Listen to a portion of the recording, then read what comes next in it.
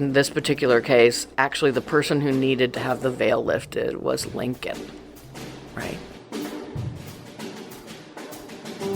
Meet me at the Chazen. I'm your host, Gianofer Fields.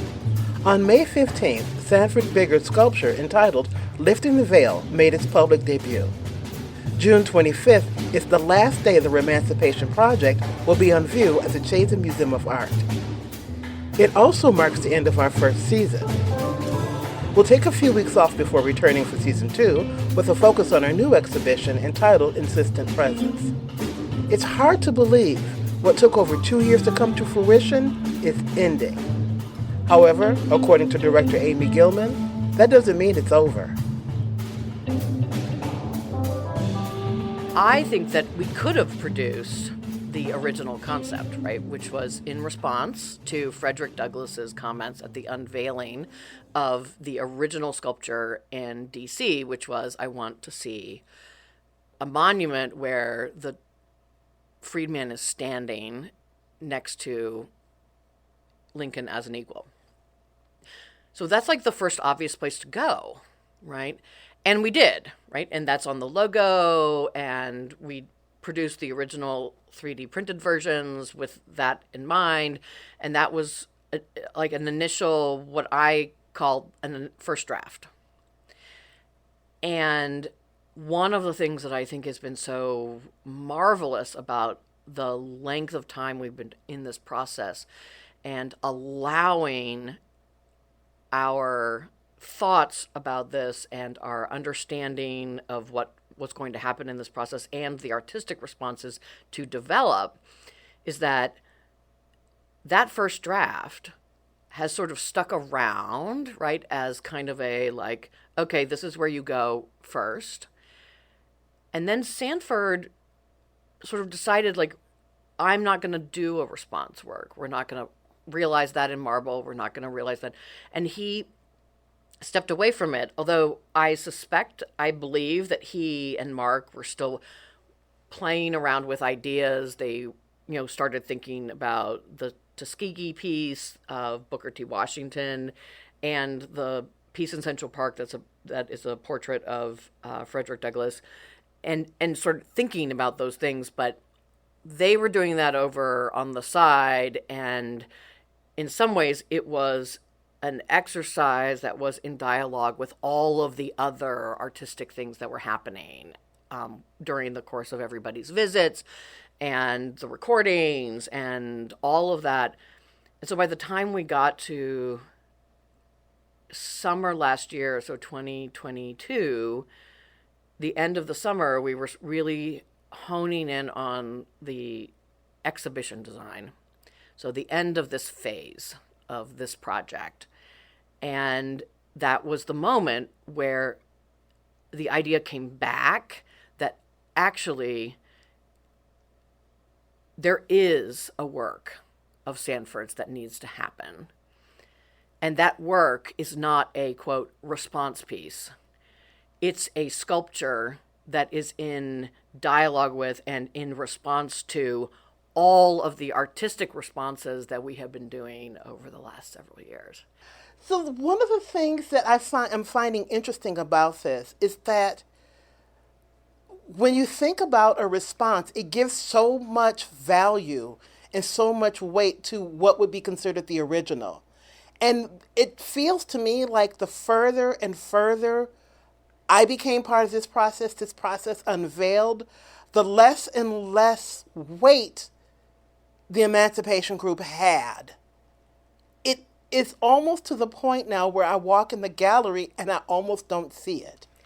Wow, that's really wonderful to think about, because in some ways, I feel that by going very deep into that object, into the original Emancipation Group, and picking it apart, right, and doing the iconographic analysis, we have both made it more understandable and we have removed some of its aura of power, right? Because if you understand that it is constructed in order to convey a certain kind of message, right, then you see how that, quote, writing, right, basically is realized in 3D.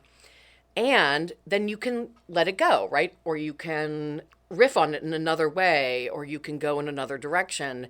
And it's not so much that you're now responding to the object. You are actually now taking the conversation in a more rich direction because you actually understand the original object even better, right?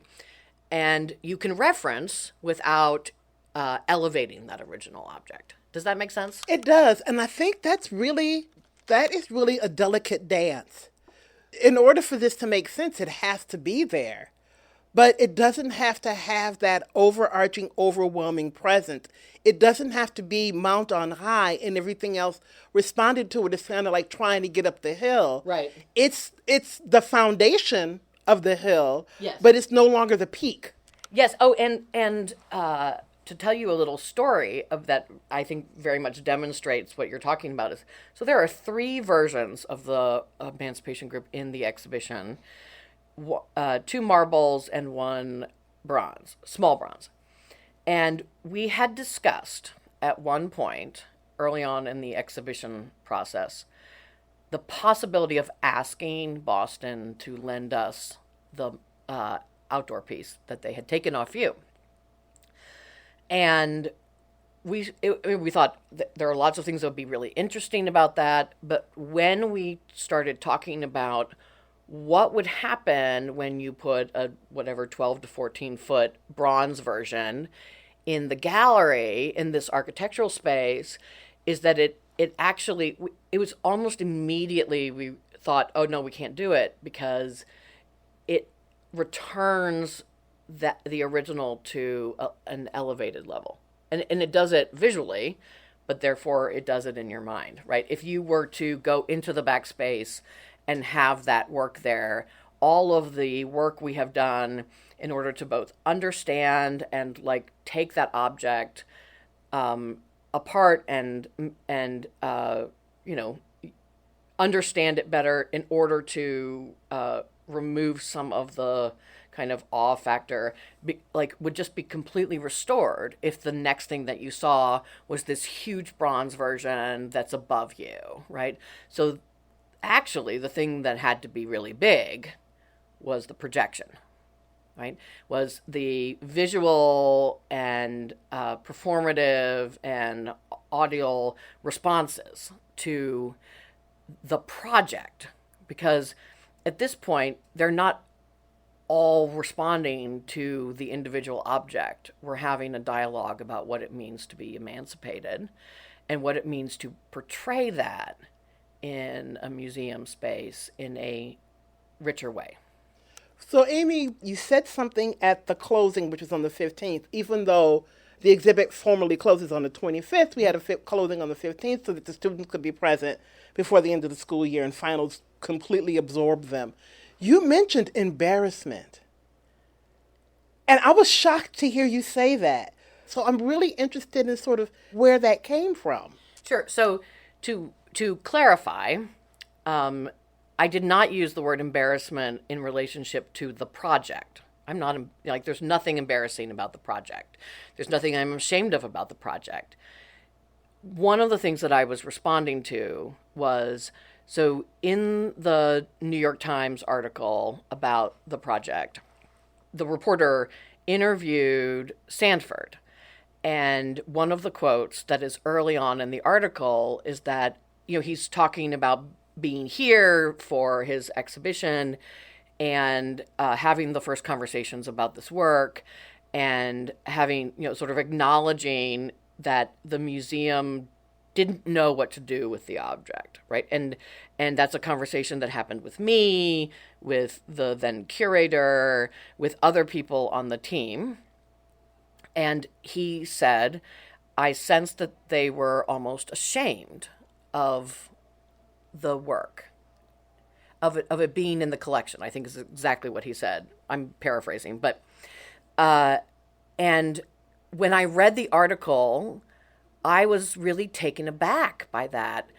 And one of the things I have learned about this process, and I have learned about myself, not just in this process, but it has really grounded me in this process, in this project, is that every time I am uncomfortable, I need to sit with it for a minute.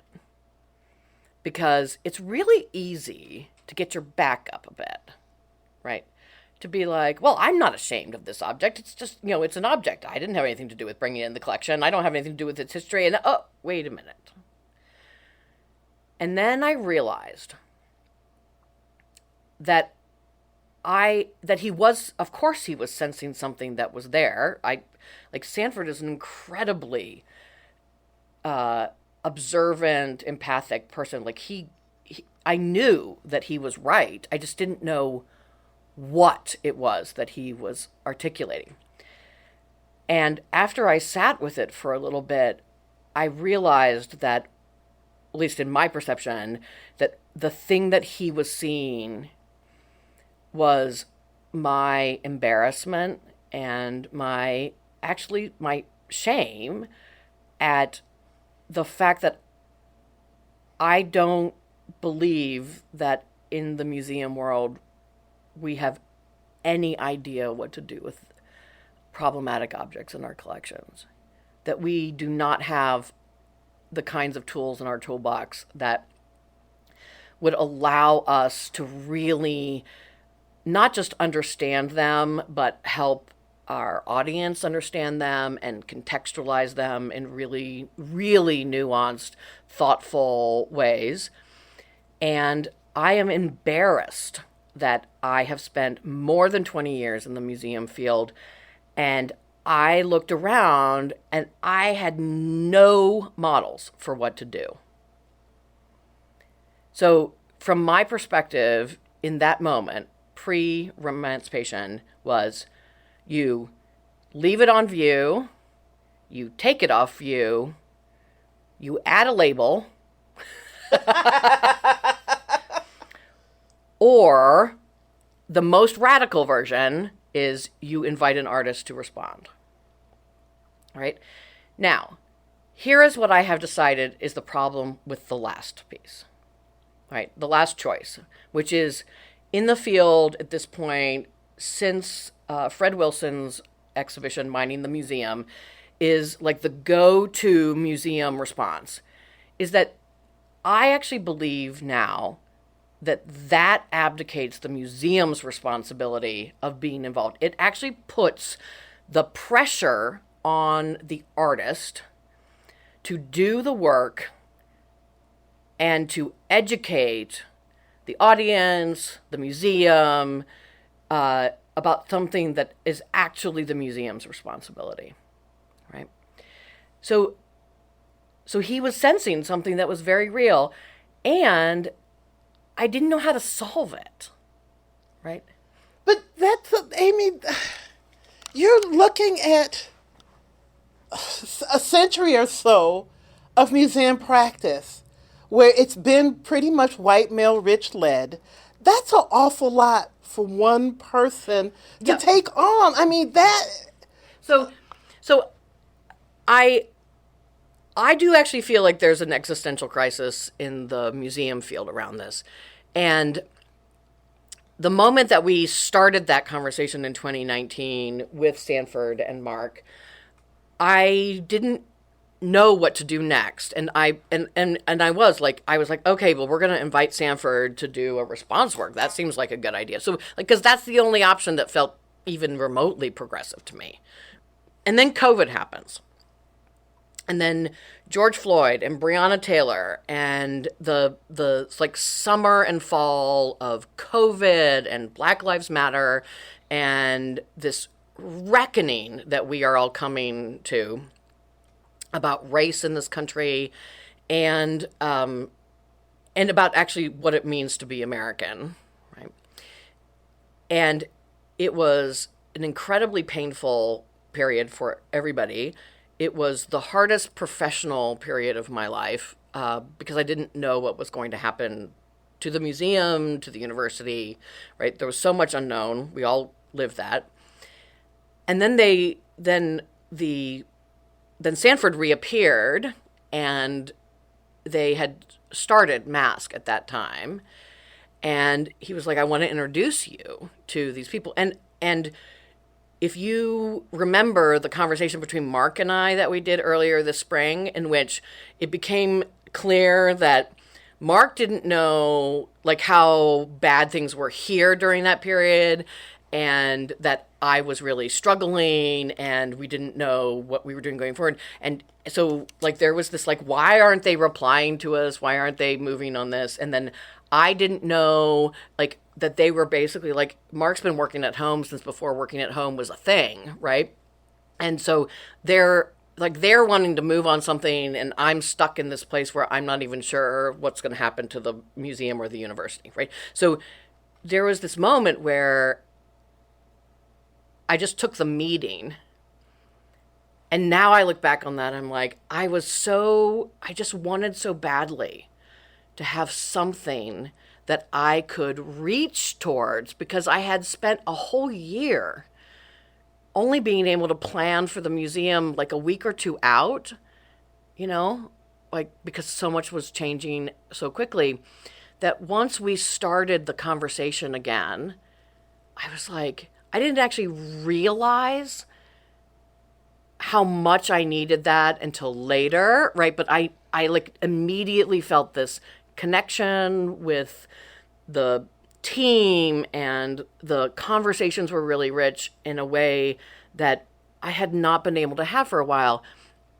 Because when you're in a kind of survival mode, like basically, you're planning on a week to week basis.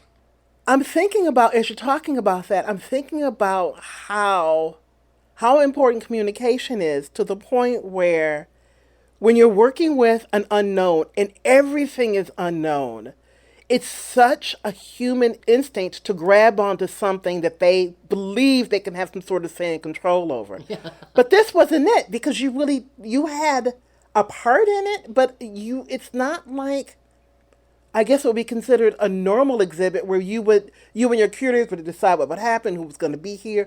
So it was literally grabbing onto in a time where everything was in turmoil, and it wasn't even flipped upside down. It was spun and flipped upside down, because so many things were happening that we had not experienced on the level and as fast as they were happening. The thing that was hope and grounding was an unknown. Yeah, that's a wonderful way of putting it. So I really think that COVID and that moment, right, early 21, right,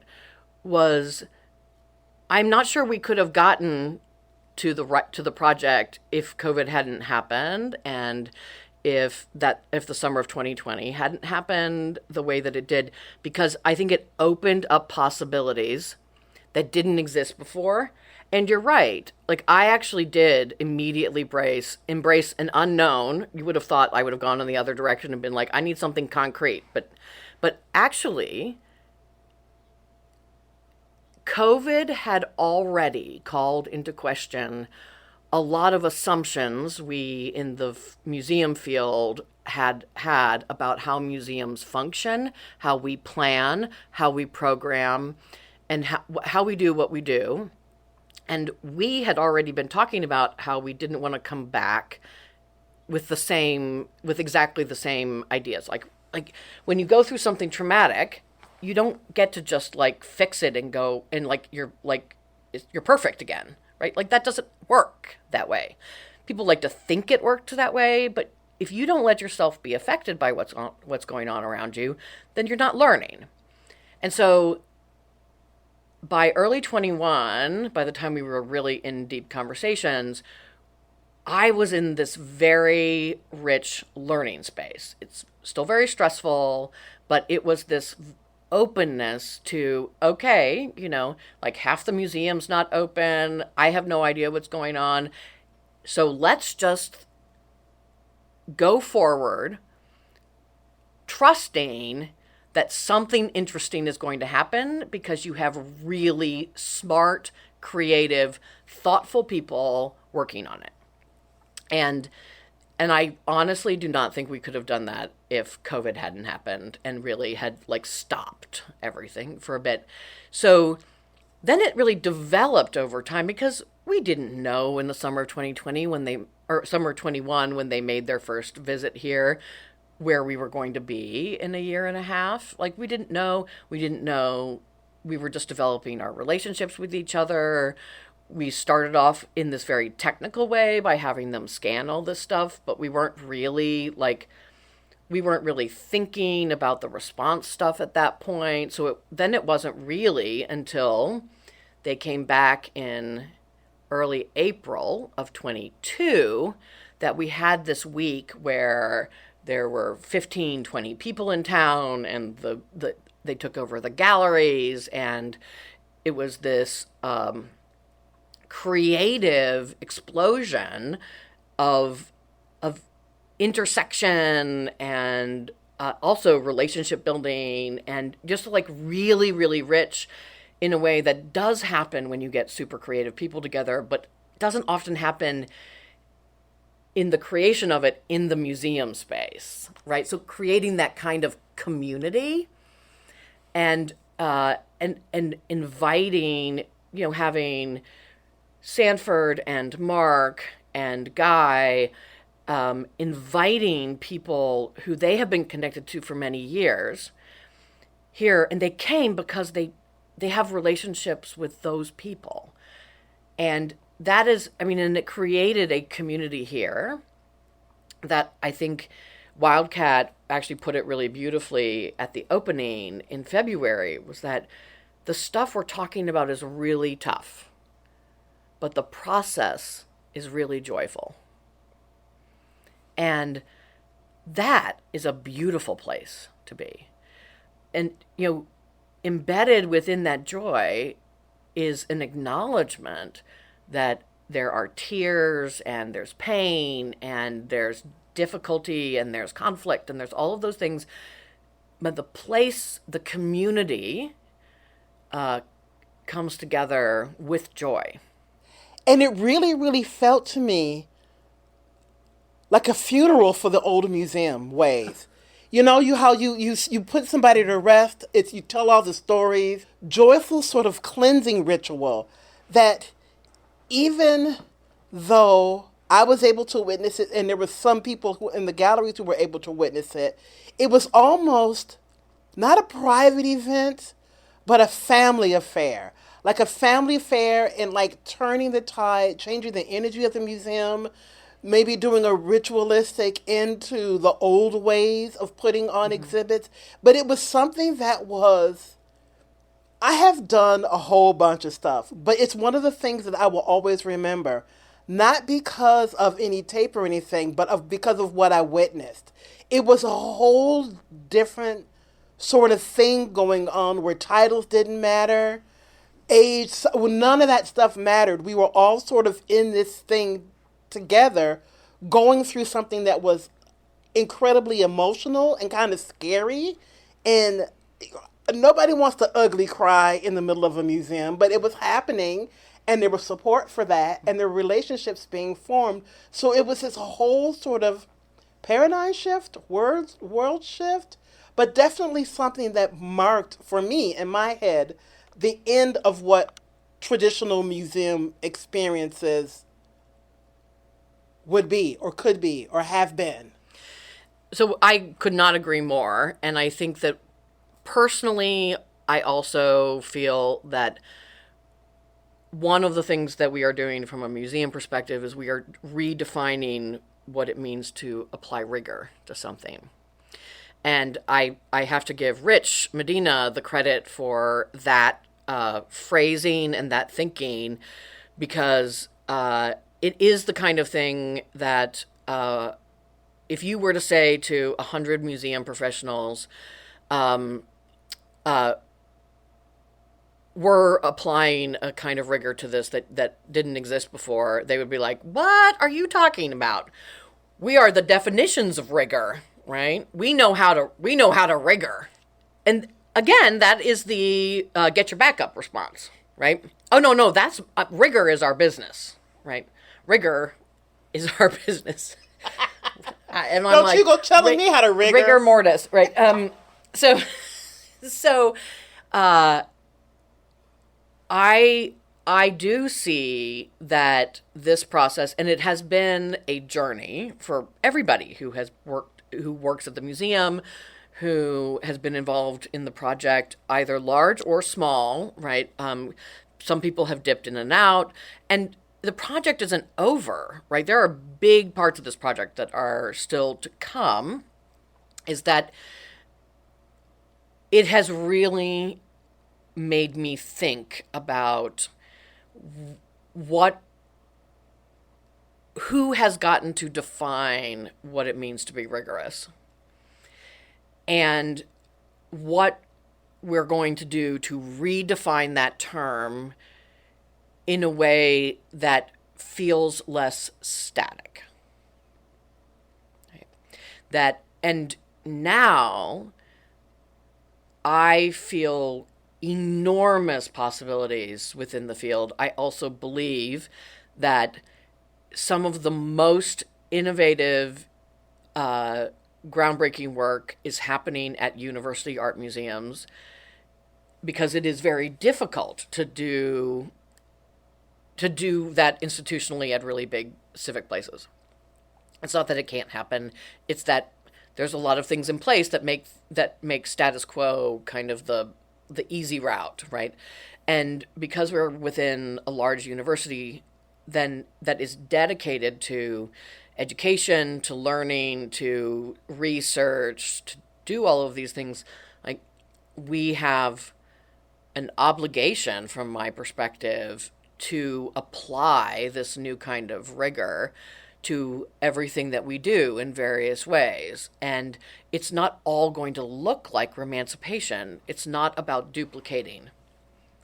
Like the next project isn't going to look like Romancipation. It's not going to feel like Romancipation, but it will be profoundly impacted by the work that we have done here. And I do believe that we and a number of other museums around the country are doing things that are already drawing attention from other sector, or not just other sectors, other museums, larger museums, but also we're not waiting for that, right? We're just gonna, like, this is the rest of my career, is doing this work, right?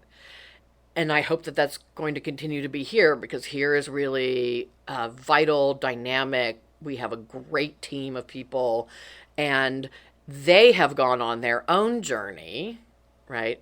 And that has not been without bumps. And I think, some of the other episodes of the podcast, I think, have been, they have been some of the team have been really vulnerable about their own journey. And I love that it actually, it has helped me redefine also the sort of line between personal and professional, because there's this either like you have a hard line and your personal life is over here and your professional life is over here, or it's like so imbricated that it's really messy, right? But I do think that doing something groundbreaking and dynamic in this creative way has an impact on you as a person, and vice versa, and it allows you to be in a richer space. And that is really interesting. I usually don't spend this much time in a setting. I'm usually in and out. Mm-hmm. And it's really interesting to watch people, how can I say this? I've been in places where it's just a job, right? Where people go in, they do their job, they leave, that's it. Mm-hmm. That's not what happens here. It's this, I've got to listen to and talk to people who were dealing with really how they look at the world and how they've moved in the world. And, what would you call that? When you accepting their privilege, understanding that there may have been some entitlement, but seeing all these things in themselves while wrestling with these very heavy ideas revolving around race, enslavement, people being silenced. You have George Floyd, you have Breonna Taylor. So there's like this emotional upheaval.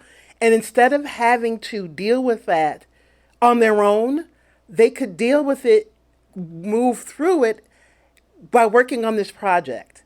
Like Kate said something is very interesting that, in their youth when they could just walk past that sculpture and not think about it. I would walk past it and give it the finger or make fun of the people in the gallery, especially that guy with that giant 5-head, 6-head.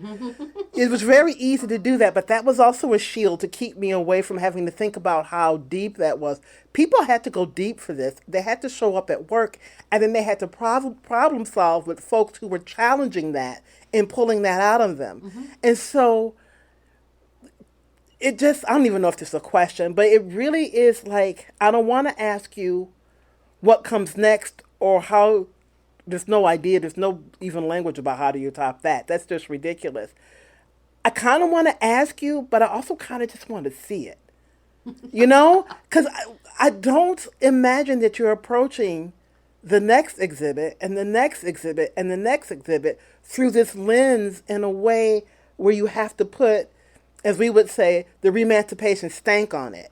It's like I kind of want to see how you move through it and witness that instead of asking you to tell me, because I think in asking you to tell me, it goes right back to that original problem of, this is how you do an exhibit. I don't even have an answer yet. One of the most interesting things that's happening right now is that Alicia and Mark and Guy and I are having lots of conversations about the process, right? Like, what do we learn from this, all of this, that are actually about, well, what could happen next, or how are we going? I mean, I am going to work with this crew for the rest of my career, right? They're stuck with me. I love them. I have developed personal relationships with them. I respect them enormously. I want them to be able to go out into the world and do the kind of world-changing work that I know that they are totally capable of. And if I and the Chazen can continue to be a part of that, then I want that to happen, right? And I don't know exactly what that looks like yet. And I don't think they do either. You would have to ask them. But we're back to the space where we don't know what the next thing is going to be. We've kind of hit a button on a milestone on the Remancipation Project with the exhibition realization, and it's coming to a close at the end of this month in June. And we are going to finish the documentary, and we're going to do the catalog, and that is really the Remancipation Project as it is now conceived, right? But that is not the Remancipation tentacles that will then go out into the world. And some of that will be Remancipation specific, right? There will probably be some of the elements of things that we have produced that will go out into the world in other forms, or be it institutions that help them, reinterpret things. And the Mellon-supported curriculum project is still ongoing. They're doing testing with a community center in town. Like, all of that is going to continue to happen, and it's going to have long legs. But we don't actually know yet what that looks like. And now I'm back to okay, now we're learning, right? And we are in a really different place, because so much of the learning in the beginning was like developing the relationships and developing a way of working together. And, in the beginning, right, like Mask, the Chazen is a client of Mask. And over the course of this project, like, that has that has continued to evolve and change, but it's still, that is still sort of how we had been working together. And so additionally, our relationships have changed because they're now more personal. And we have this collective experience together. I don't know what is going to be the next project we do with Sanford, right? Like, is there something next? Is there something that continues to feed his interests, that continues to be different than what he is doing with other institutions? Is this a different outlet, and is the Chazen a key part of that? Are we a small part of that? I don't know. And the I don't know is a pretty powerful place to be. And I think it's really wonderful, because I feel that we did something here. And I don't get to decide what the long-term impact of that is for anybody other than for myself, right? But it is the most important project I've ever done in my career. And it only could be realized because the right group of people came together at the right moment and did not let fear or anxiety or status quo stop us from doing what we needed to do.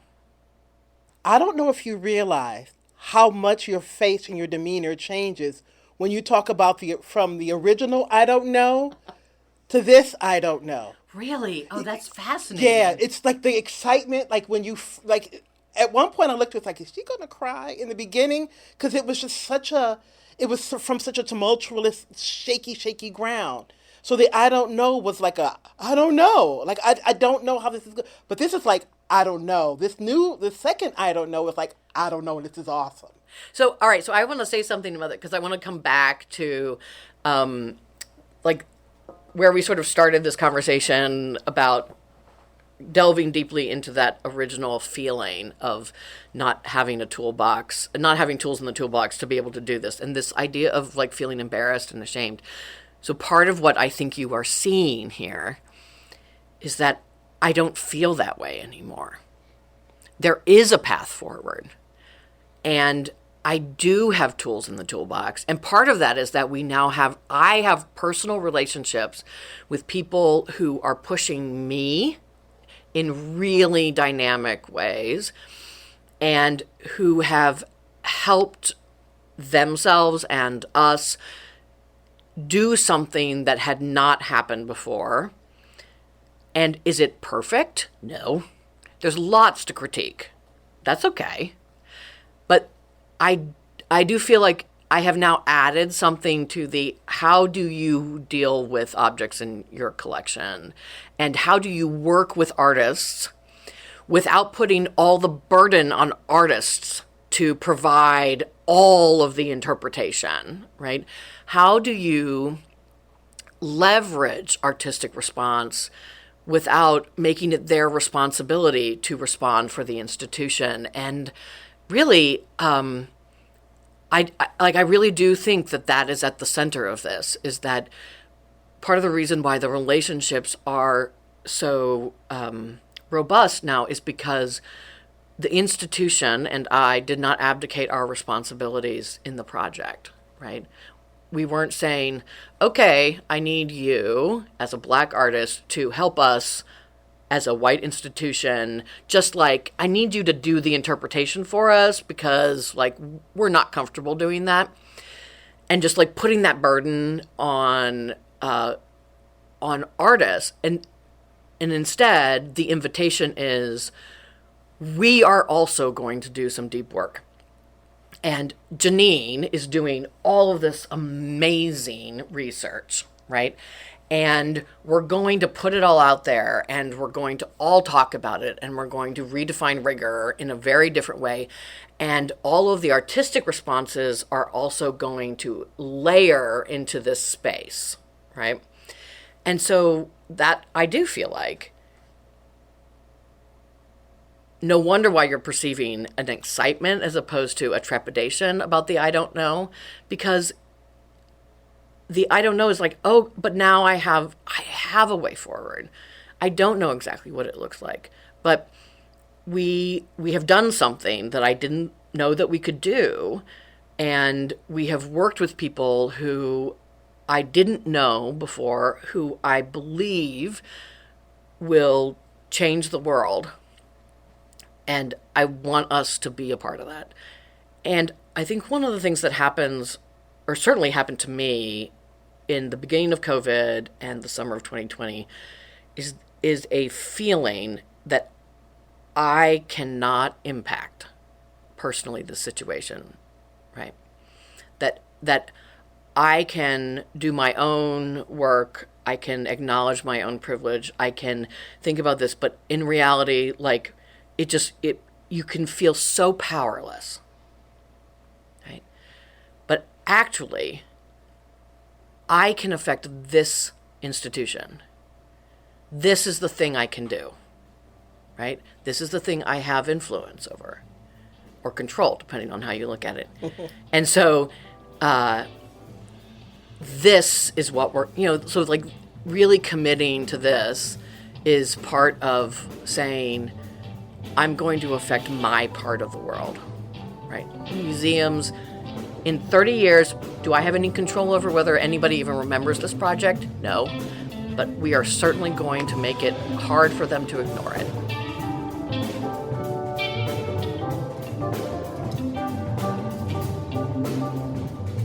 You've been listening to Meet Me at the Chazen. Our guest, Amy Gilman, is the director of UW-Madison's Chazen Museum of Art.